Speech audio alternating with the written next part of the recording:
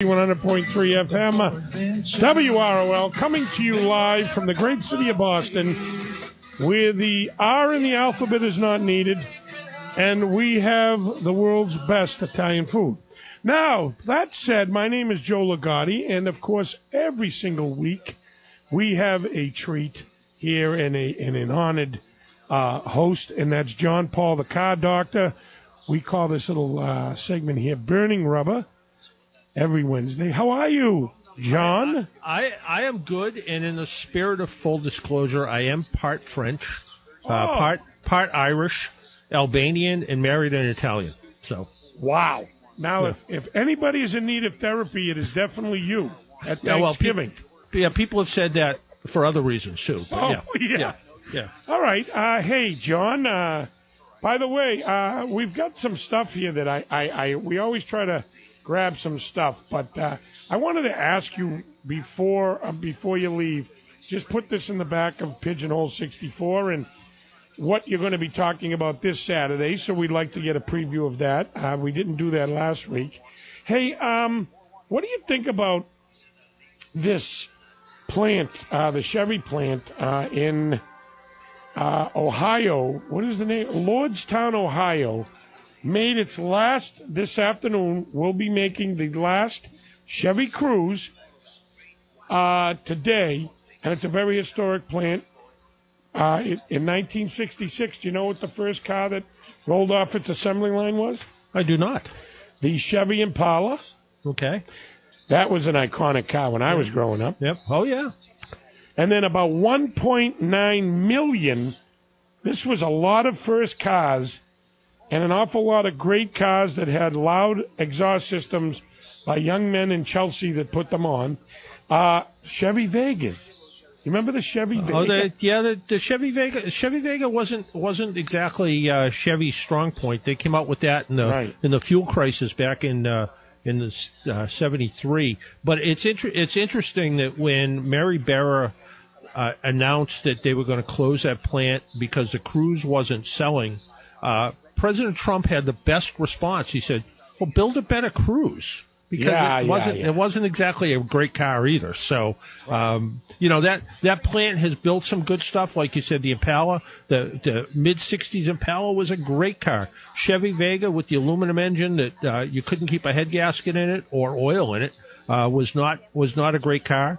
And Chevy's had some hits and misses, and the Cruze was never really a strong one. Yeah, I'll agree with you.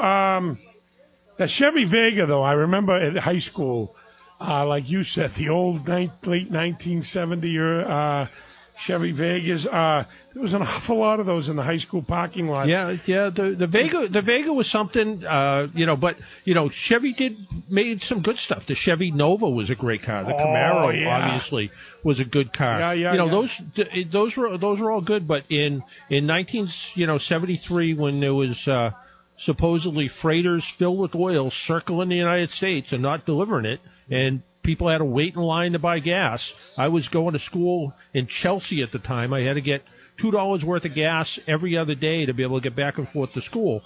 And it was, Chevy came out with this Vega that was supposed to try to compete with the little Japanese cars, and it just was a horrible car because it was really meant to have a rotary engine in it. And they came out, and the rotary engine didn't work for GM, and they came out with this aluminum block, aluminum cylinder head engine, and it was awful. Awful. All right. I had a maintenance problem. I actually had to go down to my mechanic today. The Escalade was making this weird noise, John, and this is God's honest truth right before I came here. It didn't sound like a grinding, but it was making noise in the passenger front wheel. It wasn't the tire, it was the wheel. All so right. My dear friend, Honest Abe, up in Wilmington, he owns a Shell station and just a regular guy. He jumped in, and we took a ride, and he rode. I looked over, and he's got his eyes closed, and he's listening. About, I want to say a half a mile into the ride, I had to slow down. He says, okay, turn around. He says, I'll call to see how much a wheel bearing is. Now, what am I in store for, John? And what does a wheel bearing do? Because, honestly, I need one.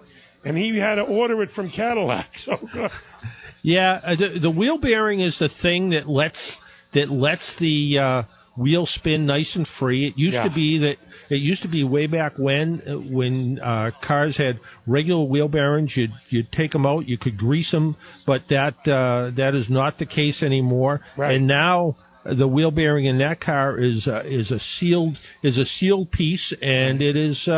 It's just one of those things. They wear out from time to time, and right. you have to put new ones in, and there's front ones and there's rear ones, and in the front one, it's a whole hub and bearing assembly. That's what he said. Go ahead. Yeah, so it's going to be expensive. Don't say that, John. Well, I mean, what the hell's wrong with you? Well, it's gonna, Stop stuttering and give me a number, John, please. I'm sitting down. David, get me some Rolaids, please, Brioski. Yeah, you're looking at $600. No way. Yeah, John, no way. Yeah, the wheel bearing itself is probably $450 an hour or so, hour and a half later to put it in. Oh my God, are you kidding me? Yeah. If he's getting it from Cadillac, you're going to pay all the Well, money. I would imagine. Here's what we do. Here's how Abe works. He believes in AC Delco because they're a better part and they warranty them for life. So whether or not that's Cadillac or not, I don't know. Yeah. But he told me he was going to. I'm actually waiting for a text now. And I asked him, tell me if he's right, because I asked him, I says, how much of an emergency, and is it safe to drive for like a couple days? Because, again, who has time during the week? I'll go down on Saturday morning and have him do it. Well, how safe is that now to ride? And the noise just started. Well, if it just started, you're probably fine. All right. When it starts to go from rrr to really growling and grinding, then you got a real problem. But if it's just growling a little bit, that's the bearing starting to get flat spots in them. Try to keep it under 100 on the highway, and you should. Yeah. Be okay. All right. So under 100, that's good. And if it starts to growl more than my wife does when I leave my clothes all around, right? Yep. All right. No, I just didn't. In all seriousness, that popped in my head. And I said, I'm going to ask, but you really think? Because I think front brakes on my car are only like $450. Yeah, but that front hub, because it's a hub and bearing assembly, is about between $400 and $450. I now have a headache, John. Yeah, how did I get that in 6.5 minutes? I know. I'm sorry. All right, hey, by the way, did you see the new car? I asked David if he'd ever want to buy one. The Bugatti. Oh yeah, sold. Yeah, I was going to buy it, but I understand that they already sold it for $14 million. Keep going. Yeah, $14.4 million. That was the first bid. Yep. 18.9 it sold for, so I think David beat you out. Yeah, it could have been. I was right there. It's kind of funny. I've only seen one of the cheaper Bugatti, the one that's only like $2.3 million. Oh my God. I've only seen one of those on the road once, and a friend of mine was down in Florida, down around Fort Lauderdale, and he went out to get a pizza, and a guy pulled up in one of these, left it running out in front of the pizza place. He sends me a picture of it, and he says, yeah, this guy left his Bugatti running out in front of the pizza place. I locked my rental car. So, wow. So I guess, if you got that kind of money, you don't care. I think I'm paying David, Salem's paying David way too much. That's all I could say. I mean, he drives up, I get in my parking spot with an Escalade and he drives up in a Bugatti. Life just isn't fair, along with the wheel assembly hub that's $450. I'm ready to cry now. Well, maybe, what I always find is a good answer when you're upset, have something to eat. Yeah, I've tried that, John. That's what got me into the 2 stents. Hey, by the way, Goodyear tire. This one I found very interesting because I didn't know that. I know that there were self-driving cars, and they're a lot bigger in Europe than they are here right now. Yeah.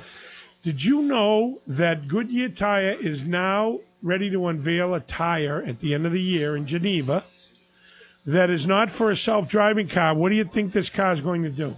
Yeah, I saw this one. It's a tire for a flying car. How come I can never stump this guy? It's like it's like a brother-in-law that I can never beat in an argument. Go ahead, John. Yeah, it's one of those things. They introduced it in Switzerland, It's called the Goodyear Aero, and Right. it's going to be operated both as a tire for driving on the road and a propeller when it's turned into a highway. And you know how they come up with something like this. Wow. I'm still waiting for flying cars. You know, I remember being a little kid in the barbershop reading Popular Mechanics, or not reading it, probably looking at the pictures, and it said, you know, a picture of your flying car, and I'm like, well, where's the flying car? I'm still waiting for the flying car. There's a company up in Burlington, Terrafugia, that's been talking about their flying car for 10 years, and I haven't seen it fly by yet.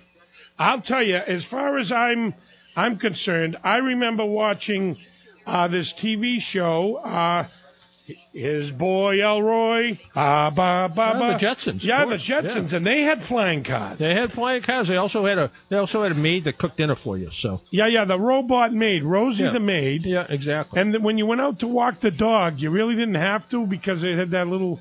But anyway, John, do you really think that you're going to actually see a lot of flying cars before it's time for us to go to the happy hunting ground? No, I think I'm going to be long dead before we see any flying All right. cars. Well, I didn't want to say dead. Yeah. I mean, this is like a happy show here. Yeah. I think what we will see, there will be a few here and there. All right. I've already seen one that sort of looks like a fancy four-wheeler with a parachute thing on the back that you get going and the parachute goes up and it flies around that way. The military's using them a little bit. And I've seen something that looks like a motorcycle that has two little wheels on the back and a wheel in the front, and you can get going and then you deploy this helicopter-looking blade and it takes off, and that one looks pretty good. But you're talking, you're not talking 18 million Bugatti money, but you're talking even the one that is got the parachute that turns into sort of a paraplane.